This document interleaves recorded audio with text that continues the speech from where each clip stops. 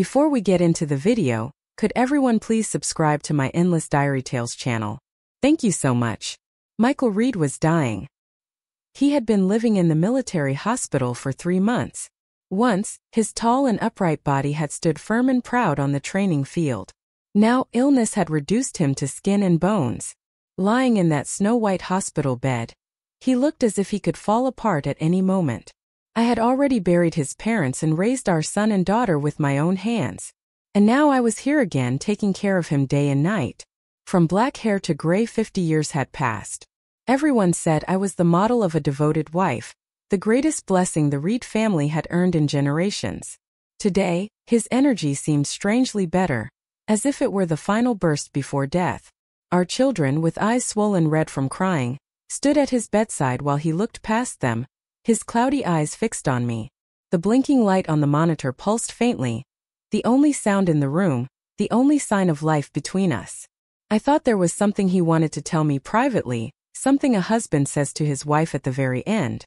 Out of habit, I leaned forward, wanting to straighten his pillow, and asked softly, "Michael, are you uncomfortable anywhere?" But suddenly, with the last of his strength, he grabbed my wrist. His thin, bony fingers clamped down like rusted iron pliers, sinking deep into my flesh. The pain made me shudder. "Evelyn," he said, each word dragged out slowly. In the eyes I had looked into for 50 years, I saw something I had never seen before. A hatred so fierce it could have burned me to ashes. "The biggest regret of my life," he rasped, "was marrying you." My mind buzzed like a hammer had struck it. For a moment everything went blank. He looked at my pale face and a faint, twisted satisfaction appeared in his eyes. A hoarse laugh rattled from his throat, wet, broken and filled with phlegm, like air whistling through a cracked beehive. Then he forced out his words again, every syllable scraping against his lungs. Anna White should have been my wife. My Mrs. Reed. If you hadn't interfered all those years ago, she wouldn't have. That name, Anna White, stabbed into my heart like an icicle buried there for 50 years, and he, with his dying breath, had twisted it cruelly. The poison spread instantly through my whole body.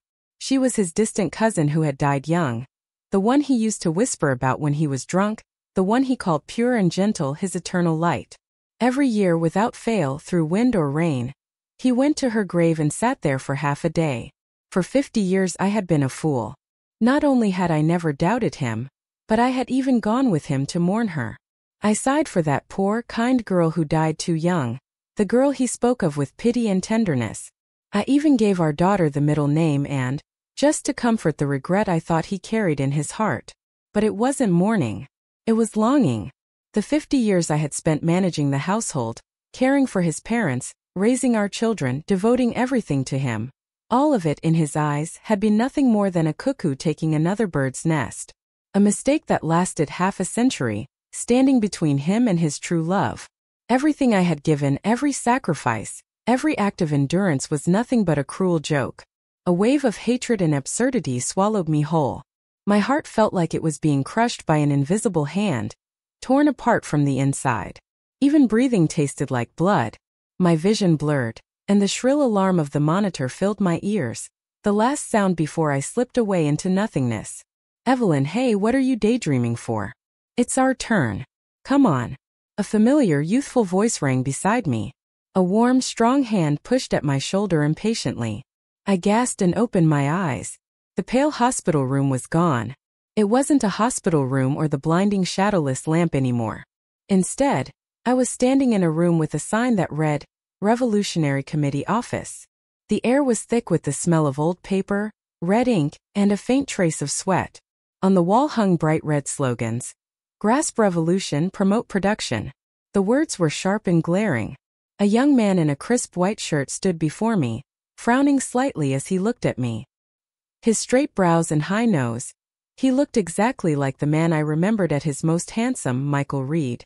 Instinctively, I looked down at my own hands. They were fair and smooth, full of youthful vitality. My nails were healthy and pink.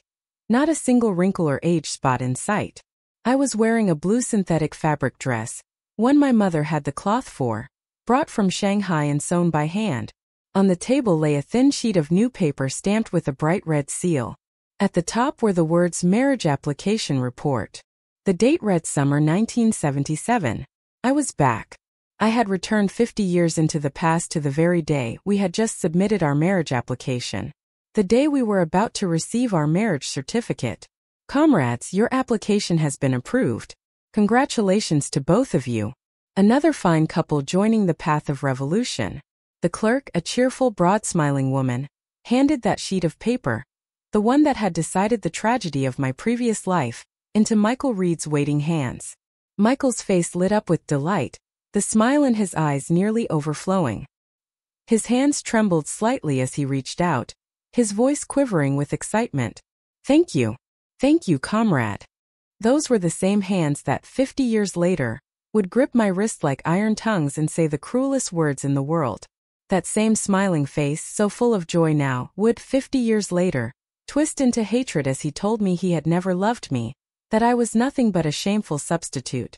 Just as Michael's fingertips were about to touch that paper, my cold voice broke through the air, sharp and sudden as a shard of ice smashing into a room filled with happiness. Michael and the clerk both froze, stunned. I slowly stood up, met the confused look in Michael's eyes, and turned directly toward the clerk. My voice was calm, firm, and unyielding. Comrade, hello. We just talked it over. We've decided not to get married. What? Michael's smile froze on his face. He turned to me in shock, his voice cracking. Evelyn, what nonsense are you talking about? Have you lost your mind? Are you overheated? I couldn't even be bothered to look at his fake, panicked face. I kept my gaze fixed steadily on the clerk. The clerk looked flustered, glancing from me to Michael. But the report's already approved. The organization has recognized it. You can't just say you're not getting married. Young people, marriage isn't something to play with. Exactly. Because it's not a game, I said evenly, pulling my hand free from Michael's instinctive grip. My voice wasn't loud, but it was clear enough to fill the entire room. That's why we need to be cautious. I finally understand today that Michael Reed and I, given our differences in ideology, family background, and future life goals, are fundamentally incompatible. A hasty marriage would be irresponsible not only to ourselves, but also to the army and to the country. We can't let personal feelings trouble the organization. Therefore, after careful consideration, we've decided not to get married. My words were logical, proper, and unassailable. Michael's face turned the color of raw liver. Shock and humiliation twisted across his features as he leaned toward me, lowering his voice in a furious whisper. Evelyn, have you gone insane? Didn't you just tell me yesterday that you'd never marry anyone but me? Michael's voice trembled with anger. What is this? Are you trying to humiliate me in front of everyone? I finally turned my head to look at him, the corners of my lips curling into a cold, cutting smile. Yes, in my past life that was exactly what I had said. And because of those words I made a fool of myself for 50 years. Comrade Michael Reed, I said, deliberately widening the distance between us. My voice was calm and distinct, every word enunciated. Please watch your language. Revolutionary comrades shouldn't indulge in bourgeois romantic nonsense. We were only seeing each other through an organizational introduction. Now that I've realized we're not compatible, I want to stop the loss in time and end this relationship. Is there a problem with that? A sharp echoing slap cracked through the air. My hand had struck Michael Reed's face hard. He was completely speechless, stunned by my righteous tone. His handsome face turned pale, then flushed, colors shifting like a storm. I no longer cared about the anger or humiliation twisting his features. I reached past him, took the still fresh marriage application from the stunned clerk's hands, and tore it cleanly in half, then into quarters and finally into a pile of small scraps, which I tossed casually into the trash bin in the corner. There, I said, brushing my hands together as if dusting off invisible dirt. Without a backward glance, I turned and walked toward the door. Summer sunlight poured in from outside, warm and dazzling. I narrowed my eyes slightly and took a deep breath. It was the scent of freedom, of a new beginning. Behind me came Michael Reed's furious shouting and the clerk's anxious attempts to calm him down. But none of it had anything to do with me anymore. This time I thought, Michael Reed and Anna White, your tragic, destined love story can stay locked away forever. Don't ever come near me again. I had just stepped out the door of the office, barely taken a few steps, when someone grabbed my wrist hard from behind. Evelyn, you owe me an explanation. Michael's eyes were bloodshot, glaring at me with barely restrained rage. His handsome face was twisted with fury. What do you take me for? You want to get married, we get married. You don't. Then we don't. Am I just some toy for you to play with? I yanked my hand free with force, my gaze colder than his. Michael Reed, let go, I said sharply. There's nothing between us now. Please have some self-respect. Self-respect? He gave a sharp, humorless laugh. Who was it yesterday holding my hand, saying she'd follow me for life? And now you just turn your face and pretend you don't know me. Evelyn, I really underestimated you. You change faces faster than flipping a page. People nearby had started to look over curiously. I knew what that meant. In this era, a woman's reputation was everything, and Michael knew that too. That's why he dared to shout like this here, trying to force me to back down. Too bad for him. He was facing a woman who had already died once. A woman who no longer cared about her pride. Comrade Michael Reed, I said, folding my arms and meeting his eyes coldly. You're right. I did say those words yesterday, but after thinking it over carefully all night, I realized I was wrong.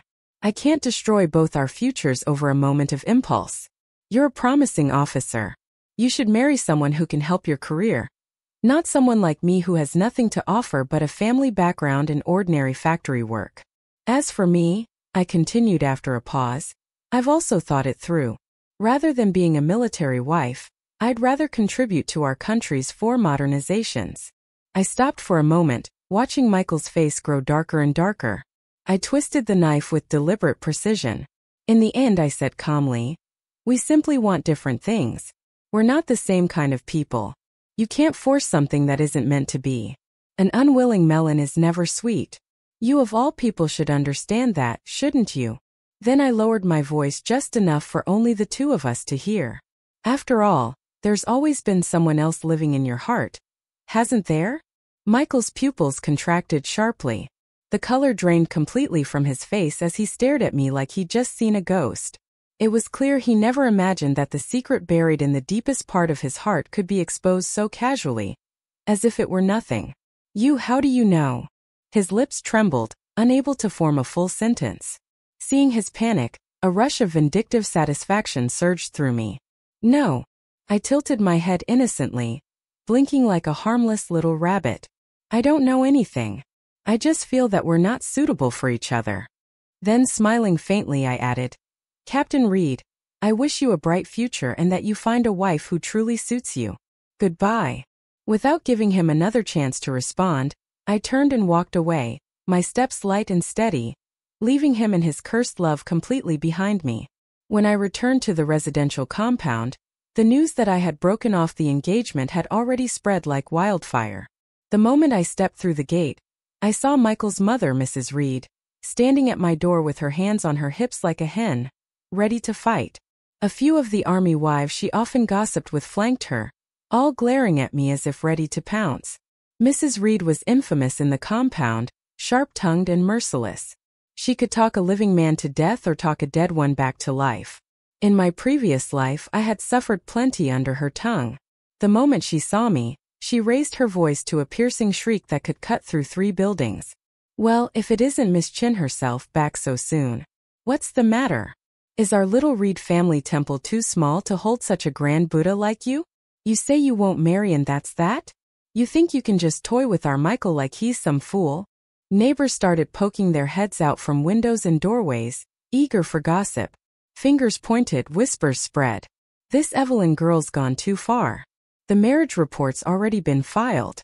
How can she just back out now? Exactly. What does she think Captain Reed is? Some nobody. He's young, successful. Where's he going to find a better match than her? She must just be acting up. Let her cool off for a bit. She'll come around. Mrs. Reed listened to the murmuring crowd, looking more and more smug, as if she already had me cornered. She was certain that a young girl like me would be too embarrassed to stand up to all this public pressure, that I'd bow my head and apologize just to save face. My parents, both intellectuals, were standing helplessly by the door, sweating nervously. They kept glancing at me, silently begging me to apologize and end the scene. But I acted as if I hadn't seen them. I walked straight up to Mrs. Reed, calm and composed, even wearing a polite smile. "Mrs. Reed," I said evenly, "I think you've misunderstood. What happened between Captain Reed and me was a decision we made together. How could that possibly mean I was playing with him?" Mrs. Reed barked out a laugh as if I had just told the funniest joke in the world. "Evelyn, you really do have a talent for making yourself look good. You were the one who caused a scene at the office, tore up the marriage report in front of everyone, and now you're saying Michael agreed to it. Who do you think you're fooling?" "Mrs. Reed," I said sweetly, tilting my head slightly, "how do you know I tore up the report at the office? Were you there at the time?" I paused, still smiling. "Did Captain Reed run straight to you the moment he walked out just to complain?" My words caught her completely off guard. Mrs. Reed's face darkened, but I didn't give her a chance to catch her breath. I went on calmly, twisting the knife further. "A grown man gets into a small argument with his fiancée," I said evenly, "and instead of communicating like an adult and solving it, the first thing he does is run home to complain to his mother. Mrs. Reed, don't you think your son still hasn't been weaned? I certainly wouldn't dare marry a mama's boy. If we argued after marriage, would you come charging over like today, bringing people with you to block my door and fight my battles for him?" As soon as the words left my mouth, the courtyard fell completely silent. Everyone stared at Mrs. Reed and at Michael Reed, standing behind her in stiff, speechless embarrassment. The term mama's boy was new in that era, but everyone understood what it meant. They'd all seen men who couldn't take a step without their mother's approval, and everyone knew that kind of marriage brought nothing but misery. Mrs. Reed's face flushed red, then turned white. Her whole body trembled with rage. You're talking nonsense, you rude little girl, spewing filth from your mouth." "I don't think it's nonsense," I replied, standing straight, my voice clear and firm. "Everyone here knows the truth." I swept my gaze slowly across the crowd.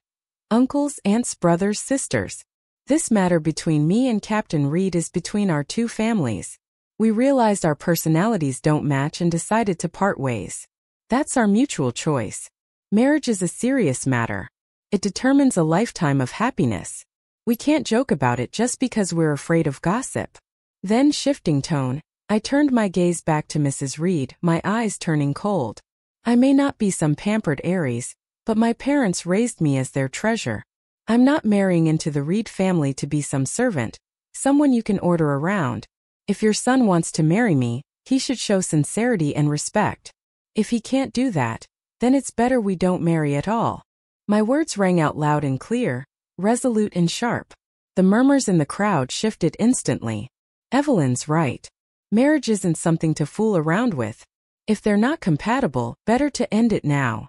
Exactly. Mrs. Reed's always been too overbearing. If Evelyn had married into that house, she'd never have had a peaceful life. And Captain Reed too, letting his mother make a scene like this. It's disgraceful. Mrs. Reed hadn't expected that quiet, well-behaved me could have such a sharp tongue. With just a few words I had turned the whole situation around. Her lips trembled with fury as she jabbed a finger toward my face. "Fine, Evelyn. Just you wait. You think breaking off the engagement will be that easy? You'll have to return every bit of the dowry our family gave you." Ah, there it was. Resorting to shameless tricks again. In my past life she'd used the same move, wringing every penny out of my parents. The gifts, the savings, even the money they'd given to help us start a home. I let out a cold laugh. "Mrs. Reed, you must be mistaken. We only filed a marriage report. We never even got to the engagement stage. When exactly did your family give mine a dowry? Why don't I know about it? Was it gold bars, silver coins? Go on, show everyone here. Let them all see." In those days times were tough. A dowry usually meant a few new sets of clothes, a wristwatch, maybe a bicycle at most. The Reeds had indeed sent over a few things back then, but that was nowhere near what anyone would call a dowry. Mrs. Reed's mouth opened and closed without a sound. She couldn't possibly admit that all they'd given were a few yards of fabric and some candy. That would be too humiliating. You're twisting words," she sputtered. "I'm just telling the truth," I said coolly, taking a step forward and looking her straight in the eye. "Mrs. Reed, let's make this clear today in front of everyone here in the compound. Between me and Captain Reed, it's over. From now on, our paths in marriage and life are separate. We have nothing to do with each other. If your Reed family dares to come to my home again, making trouble and trying to ruin my reputation," I said coldly, "then don't blame me for being impolite. I won't hesitate to report certain matters to the higher-ups in the army." I deliberately emphasized those two words, certain matters, and my gaze shifted, full of implication toward Michael Reed standing behind his mother. His whole body stiffened. The color drained from his face, turning deathly pale. He knew exactly what I was referring to. Anna White. If this got out, if word reached the military leadership that he had been courting an official match arranged by the organization while still maintaining an ambiguous relationship with his cousin, his position as a captain would be finished. In the army, issues of personal conduct were serious. Career-ending serious. No matter how fierce Mrs. Reed usually was, she knew perfectly well which lines could never be crossed. Once her son's future was on the line, she instantly deflated. She shot me a venomous glare but didn't dare say another word. Grabbing Michael by the arm, she dragged him away, both of them leaving with their tails between their legs. And just like that, the farce came to an end. My parents pulled me inside the house. My mother's eyes were red with anxiety, her voice trembling. "Evelyn, how could you be so impulsive? Look what you've done. Breaking off the engagement like this. What about your reputation now?" I held her hands, looking into her worried face, and felt a wave of ache in my chest. In my previous life, it was exactly because I feared their worry, feared them losing face, that I had swallowed every insult from the Reed family for years, only to end up dying miserably. "Mom," I said quietly, "can a reputation feed me? Just for the sake of some hollow name, should I marry a man who doesn't love me, who keeps another woman in his heart, and spend my whole life being humiliated in his house? Would you want that for me?" My mother froze, speechless. My father sighed, patted my shoulder and said, "Enough, honey. Our daughter's right. It's us who've been too old-fashioned. If she can be happy, that's what matters most. If she doesn't want to marry him, then she doesn't. A daughter of the Chin family will never lack for suitors." Hearing my parents' support, the last stone in my heart finally settled. For the first time I could truly breathe. My life could finally begin again. In the following days, rumors about me spread through the residential compound like wildfire. Some said I'd climbed too high and now looked down on Captain Reed. Others said I was fickle and unrestrained. The nastier ones claimed I must have done something shameful outside and been caught by the Reeds, which was why they'd broken off the engagement. Mrs. Reed, of course, fanned the flames behind my back, painting me as a shallow, immoral woman who despised the poor and worshipped the rich, while her son became the poor, pitiful man who had been betrayed. I ignored it all. People's mouths belonged to them. I couldn't control what they said. The only thing I could do was live my own life well, and let the truth shut them up. Being reborn, my greatest advantage was the memory of the decades yet to come. I knew that this very winter, the country would resume the college entrance exam, the Gaokao, after a 10-year suspension. It would be a once-in-a-lifetime chance to change countless people's fates. In my past life, I had given up that chance for the sake of marrying Michael Reed. It had become my lifelong regret. In this life, I would never make that mistake again.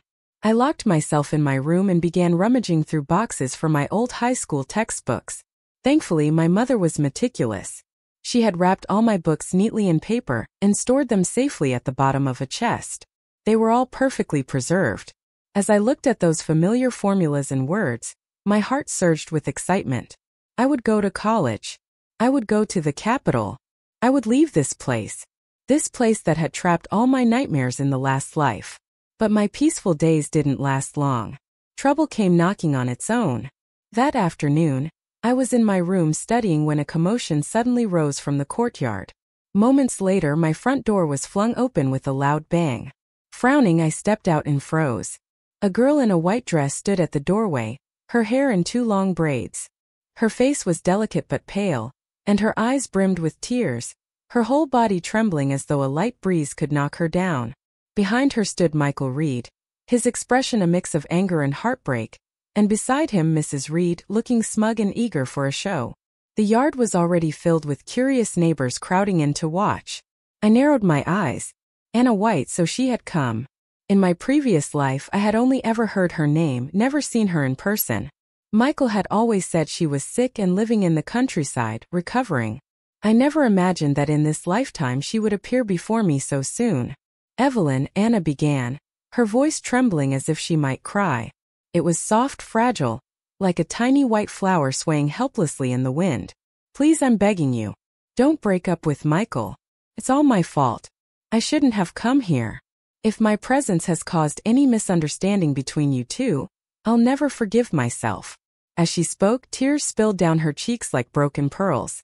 Her fragile sincerity could have melted the heart of anyone watching. The neighbors immediately began whispering among themselves. Who's that girl? She's so pretty. Sounds like she's the reason Evelyn and Captain Reed broke up. Oh my, looks like we've got a love triangle on our hands. Michael instantly stepped forward, shielding Anna behind him like her guardian angel, glaring at me with righteous fury. Evelyn, if you have a problem, take it out on me, he snapped. Don't make things hard for Anna. She's in poor health. She can't handle your temper. A perfect performance. What a touching scene of a hero protecting his delicate damsel. Mrs. Reed immediately joined in, dabbing at imaginary tears with her handkerchief. Oh, what terrible sins have I committed? Our poor Anna has been frail since childhood. She only came to the city for treatment, and now she has to suffer such injustice. Evelyn, what has our Reed family ever done to you for you to torment us like this?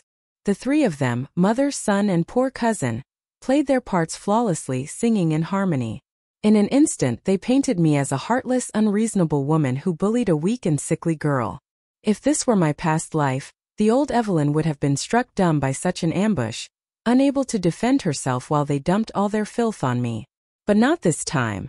I watched their pathetic little performance and almost laughed. Slowly I stepped down the stairs and walked toward Anna White, a faintly concerned smile curving my lips. You must be Anna, I said gently. The cousin Mrs. Reed often talks about, right? My calmness clearly startled her. She blinked and nodded awkwardly. Yes, Evelyn. Oh, how funny, I exclaimed in mock surprise, taking her hand warmly. Just the other day I was telling Captain Reed, since you two are so close and he clearly can't stop thinking about you, why doesn't he just marry you instead? It would make a perfect story. Family marrying into family, so touching and convenient. The words had barely left my mouth when the entire courtyard went dead silent. Every single person turned to look at me with stunned, almost ghost-struck expressions. Michael and Anna's faces instantly turned white. In this era, though marriages between cousins still occasionally happened, they were no longer encouraged, especially not in a military compound. If such talk spread, it would be considered scandalous. My words sounded like a kind and innocent suggestion, but in truth, they branded their so-called sibling affection with a big murky stain. You're lying, Michael shouted, trembling with anger. When did I ever say anything like that? You didn't. I tilted my head and blinked innocently. Maybe I remembered wrong, but that doesn't really matter, does it? What matters is what you two think and what you've been doing. My gaze slid meaningfully toward the two of them, their bodies standing close together and Michael's hand still resting protectively on Anna's shoulder. Anna flinched as if burned, jerking away from him. Her face went paper white. No, Evelyn, you've got it wrong. There's nothing between us. Michael and I, we're innocent. Innocent. I smiled slowly, the kind of smile that carried layers of meaning. My dear, innocence isn't something you can claim just by saying it. You're an unmarried young woman, yet you've been living under the same roof as your cousin, who was about to get married, no less. You go out together during the day, come home together at night, and who knows what happens then if people start talking. What do you think they'll say? And what will you think? Then I turned to Michael, my voice calm but carrying through the courtyard like a clap of thunder. Captain Reed. The word hit like a bomb. The crowd's expressions shifted, their gazes suddenly curious and suggestive, darting back and forth between the two of them. Yeah, someone muttered under their breath. What's that cousin doing living with him anyway? A man and woman alone. Doesn't look right. No wonder Evelyn broke off the engagement. Now it all makes sense. If it were me, I'd do the same. Under the weight of the neighbor's stares, Anna began to tremble all over, her tears flowing harder, sobs shaking her frail shoulders. She turned helplessly toward Michael, silently begging for rescue. Michael's face was twisted with fury and humiliation. His pride as a soldier couldn't bear those suspicious looks. He'd never imagined that instead of being the one to frame me, I would turn everything back on him with just a few words. "Evelyn," he said through gritted teeth, his voice low and shaking with rage.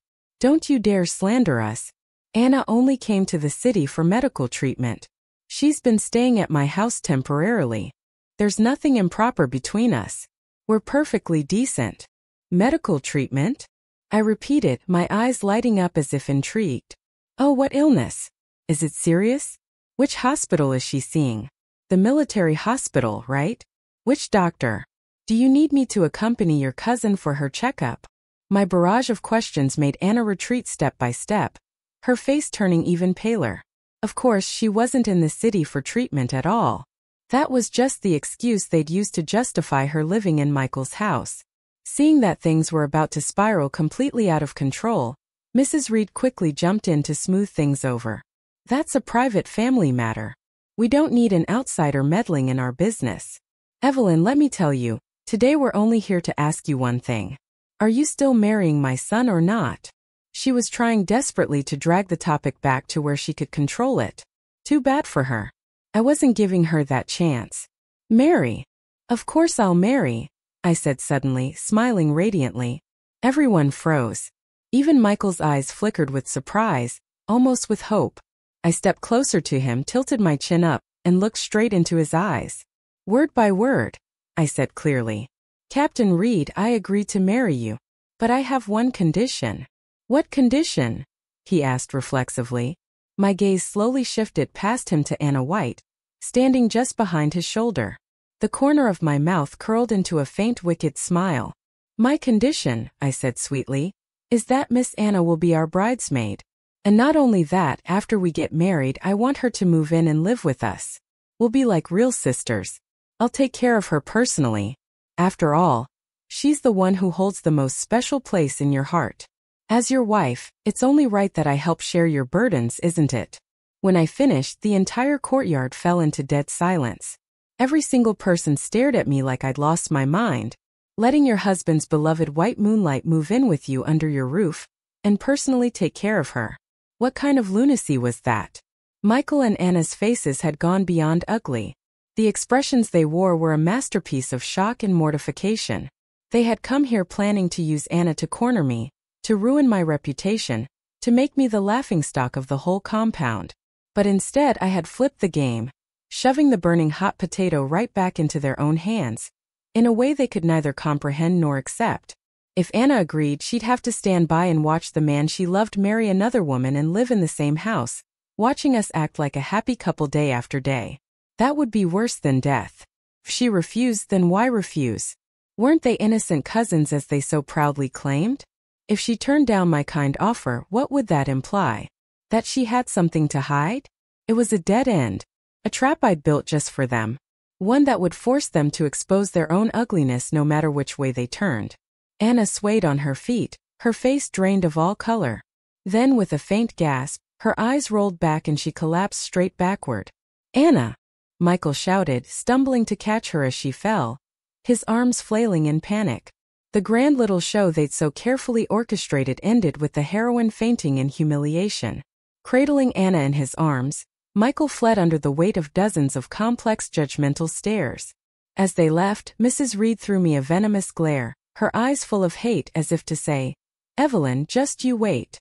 Oh, I was waiting all right.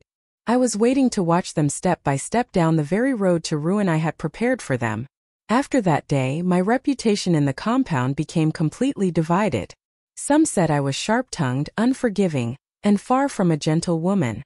But others, especially the army wives, who had spent years suffering under domineering mothers-in-law, said I had done the right thing, that I had put those bullies in their place. Either way, one thing was clear. People now knew that Evelyn Quinn was not someone to be trifled with. The Reeds, for their part, went unusually quiet for several days. I enjoyed the peace, pouring all my focus into my studies. Picking up high school subjects again after 50 years wasn't easy, but I had something no one else in this era possessed. Decades of life experience, sharpened reasoning, and a mature way of thinking far beyond my peers. I created a strict study plan for myself, studying from 5 o'clock in the morning until 11 o'clock at night. Aside from meals and bathroom breaks, I practically lived buried in my books. My parents watched with both pride and worry, their hearts aching. Every day they found new ways to cook something delicious, trying to keep me healthy. That evening I was struggling through a particularly difficult math problem when my father knocked on the door and stepped in, holding an envelope in his hand. "Evelyn," he said, "the postman just delivered this. It's a letter from the capital." I froze for a second, taking the envelope from my father's hand. Across the front, in bold, elegant strokes, were the words "to Evelyn Quinn." The handwriting was completely unfamiliar. I tore the envelope open. Inside was a single thin sheet of paper. The message was simple, just one line. "He who wishes to wear the crown must bear its weight. The college entrance exam is near. Take care." There was no signature, only a small embossed gray emblem at the bottom, shaped like ashes, impossible to make out. I held the paper between my fingers, lost in thought. At this point in time, who could possibly be writing to me from the capital? In my previous life, my path had been so simple, so ordinary. I'd never had any connection to anyone important, certainly not anyone in the capital. Could my rebirth have triggered some kind of butterfly effect, altering events I couldn't yet see? I held the letter under the lamp, studying that faint gray emblem over and over. But no matter how long I stared, I couldn't decipher it. Eventually I gave up. Whoever sent it, friend or foe, the message itself was clear enough. They were right. The college entrance exam was approaching, and that was what mattered most now. I carefully folded the letter and put it away, then threw myself back into my studies. Time flew by. In the blink of an eye, it was November. The government officially announced the restoration of the college entrance examination. The news hit China like a thunderclap in spring. Across the country, countless young intellectuals who had lost their youth to chaos wept and celebrated. For the first time in years, hope had returned. I registered immediately. But as I walked out of the registration office, I ran straight into Michael Reed. He had lost weight, his skin tanned darker. His eyes were filled with complicated emotions: anger, resentment, and something that looked strangely like regret. "You're signing up for the exam too?" he asked, his voice rough. "Can't I?" I replied coolly. He hesitated as if wanting to say more, but in the end only muttered through clenched teeth, "You'll never pass. Don't waste your time." Then he brushed past me and left. I watched his retreating back, and the corner of my lips curled into a cold smile. "You think I won't pass, Michael Reed? Just wait.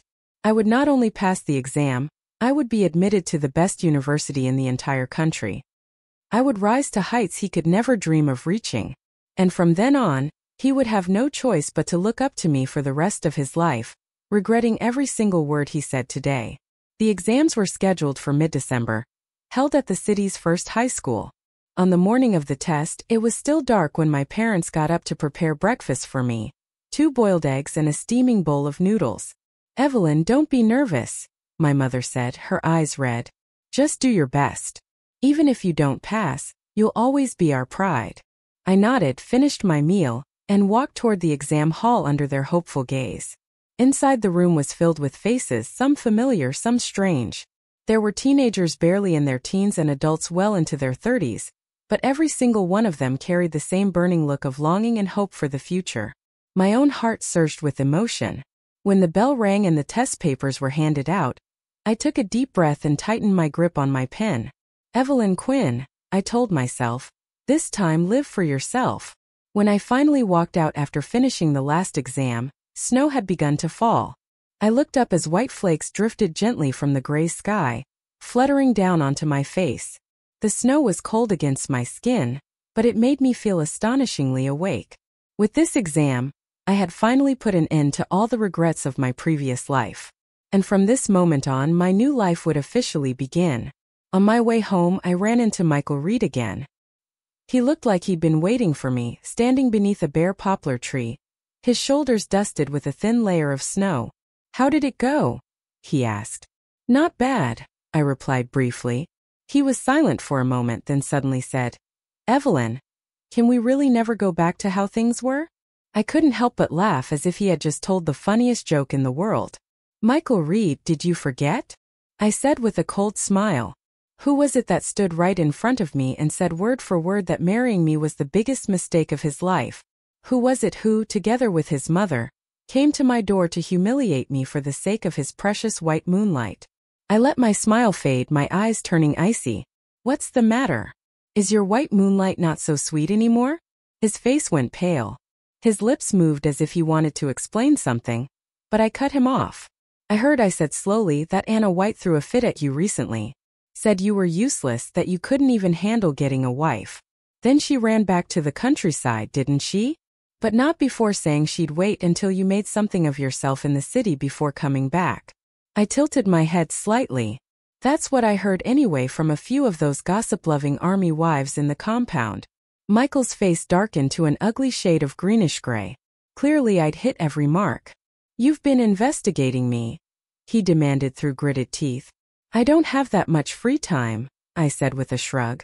Your family's drama is just too loud. It's impossible not to hear about it. I stepped around him, ready to leave. Evelyn, he called after me, his voice breaking with a note of desperation. Do you really have to be this heartless? Were all these years between us fake? I stopped walking, but I didn't turn around. Love, I said softly, my voice carrying faintly in the wind. I let out a quiet laugh. Michael Reed, when you finally figure out what love really means, then you can come talk to me about it. And with that, I didn't look back. Step by step, I walked into the swirling snow toward my bright and boundless future. The days waiting for the exam results were agonizing, but also full of hope. And during that time, something unexpected happened in the military compound. Michael Reed's commanding officer, the stern and upright Colonel Yen, came to my house in person. He wasn't there for my parents, he was there for me. In my father's study, he got straight to the point. Comrade Evelyn Quinn, he said, looking me directly in the eye. I'm here today on behalf of the organization. I'd like to have a talk with you. I was a little surprised but politely gestured for him to sit. I've heard about what happened between you and Captain Reed, he continued gravely. And I've also heard what you said at the compound gate, that you wanted to contribute to the nation's modernization efforts rather than just be a soldier's wife. Is that true? I nodded. It's true. Colonel Yan's expression softened with approval. Good. That's the kind of ambition a woman of the new era should have. He paused for a moment, then added, however, being a soldier's wife and contributing to the country are not mutually exclusive. Behind every outstanding soldier, there's an equally outstanding partner. I came today, he said, smiling slightly, to introduce you to someone. I blinked. What kind of bizarre plot twist was this? Colonel Yen, thank you for your kind intentions, but I don't. Be so quick to refuse, he interrupted with a wave of his hand. Then, opening his briefcase, he pulled out a photograph and slid it across the table toward me. Take a look at this first. The photo was black and white. It showed a young man in military uniform, standing tall and straight as a pine. His features were sharp and well-defined, his gaze cutting and fierce like an eagle's, so sharp it felt as though he could see right through a person. Even in profile, he radiated a kind of presence that was impossible to ignore. Something about him looked vaguely familiar. His name is Ryan Yen, Colonel Yen said, pride slipping subtly into his tone. He's my nephew, 28 years old, a major in a special operations unit in the capital. He came home to visit recently and I happened to mention you. He was quite impressed. Ryan Yen. The name clicked in my mind. That day, when Michael Reed and Anna White had made a scene outside my house, I'd noticed him among the crowd. A cold, composed face that had stood out even then. So it had been him, a major from the capital's special forces. Suddenly, my mind flashed to that mysterious letter. He who wishes to wear the crown must bear its weight. Could it have been from him? A storm rippled quietly through my thoughts, though I kept my expression calm. And what exactly does he admire about me? I asked evenly. Your courage, your intelligence, your unwillingness to back down, Colonel Yen said, nodding approvingly. He said his future wife should be like you, someone who can stand beside him as an equal, not hide behind him. My heart skipped a beat. Stand beside him as an equal. Those 4 words were a luxury I hadn't even dared to dream of in my last life. Colonel Yen noticed my hesitation and added with a gentle smile, "Of course, this is only a suggestion. Matters of the heart should always be left to you young people. I just happen to think you're a good match. Let me give you his contact information. You can write to each other first, perhaps as pen pals. Once your exam results come out, no matter how they turn out, you can still exchange a few letters."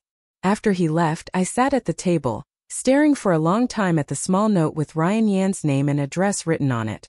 That name dropped into the quiet lake of my heart like a pebble, sending ripples through waters that had long been still. Before the Lunar New Year, the college entrance exam results were released. I ran all the way home with my report card clutched in my trembling hands. I had passed. Not only that, I was ranked first in the entire city and had been admitted to the top university in the capital, Hazing University. My parents hugged me tightly, tears streaming down their faces.